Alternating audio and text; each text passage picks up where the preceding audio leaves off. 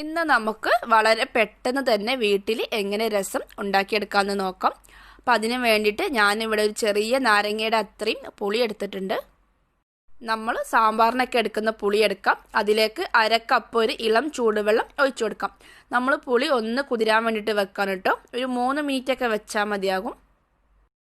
ആ ടൈമിൽ നമുക്കിതിലോട്ട് ചേർത്ത് കൊടുക്കേണ്ട കൂട്ട് തയ്യാറാക്കിയെടുക്കാം. അപ്പം അതിന് വേണ്ടിയിട്ട് 3 ടീസ്പൂൺ ചെറിയ ജീരകം, 2 ടീസ്പൂൺ കുരുമുളക്, അത് നമുക്ക് അല്പം എരിവിനനുസരിച്ച് കുറയ്ക്കുകയൊക്കെ ചെയ്യാം കേട്ടോ. ഇനി ഇതിലേക്കൊരു 4 അല്ലി വെളുത്തുള്ളിയും കൂടി ഒന്ന് എടുത്തിട്ടുണ്ട്.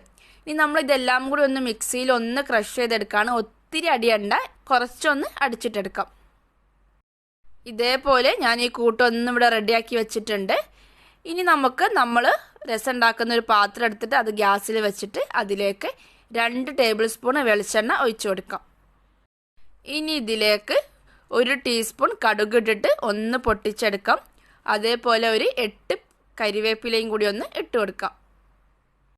ഇനി നമ്മൾ ഇതിലോട്ടൊരു 2 ചെറിയ ചുവന്ന മുളകും കൂടി ഇട്ട് കൊടുക്കാൻ വേണ്ടിയിട്ട് പോവാണ്. കാരണം നമ്മൾ ഓൾറെഡി ഒത്തിരി കുരുമുളക് അടിച്ച് വെച്ചിട്ടുണ്ട്. അപ്പോൾ എരിവ് നോക്കിയിട്ട് മാത്രമേ ചെയ്യാട്ടോ, ഒത്തിരി കൂടി പോവണ്ട.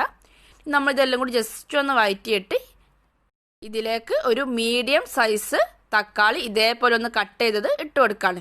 ഇത് നമ്മൾ ഏറ്റവും സിമ്പിളായിട്ട് ഉണ്ടാക്കാൻ പറ്റുന്ന രസത്തിൻ്റെ കൂട്ടാണ് കേട്ടോ പറയുന്നത്. ഈ തക്കാളി ഇങ്ങനെ ജസ്റ്റ് ഒന്ന് സോഫ്റ്റ് ആയിട്ട് വരണം. തക്കാളി ഇവിടെ കുറച്ചൊന്ന് വയന്ന് വന്നിട്ടുണ്ട് കേട്ടോ. ബാക്കി നമ്മൾ രസം ഒന്നും കൂടി ഒന്ന് വേവിക്കുന്ന ടൈമിൽ ഒടിഞ്ഞോളും. ഇനി ഇതിലോട്ട് നമ്മൾ നേരത്തെ ഉണ്ടാക്കി വെച്ചിരുന്ന കൂട്ടൊന്ന് ചേർത്ത് കൊടുക്കാം. 1/4 ടീസ്പൂണിന് കുറച്ച് മുകളിലായിട്ട് അല്പം മഞ്ഞൾപ്പൊടിയും കൂടി ഒന്ന് ചേർത്ത് കൊടുക്കുന്നുണ്ട്. ഇനി നമ്മൾ ഇതിലോട്ട് ഉപ്പ് ചേർത്ത് കൊടുക്കാറുണ്ട്. അപ്പോൾ അതിന് മുമ്പായിട്ട് നമ്മൾ നേരത്തെ പിഴിഞ്ഞ് വെച്ചിരുന്ന പുളിയുടെ വെള്ളം ഒഴിച്ചു കൊടുക്കാം. ഇതേപോലെ കൈ വെച്ചിട്ടൊന്ന് ഒഴിച്ചു കൊടുത്താൽ മതി കേട്ടോ. എന്നിട്ട് നമ്മൾ ആ പുളി ഒന്നും കൂടി ഒന്ന് പ്രസ് ചെയ്തിട്ട് എടുക്കാം.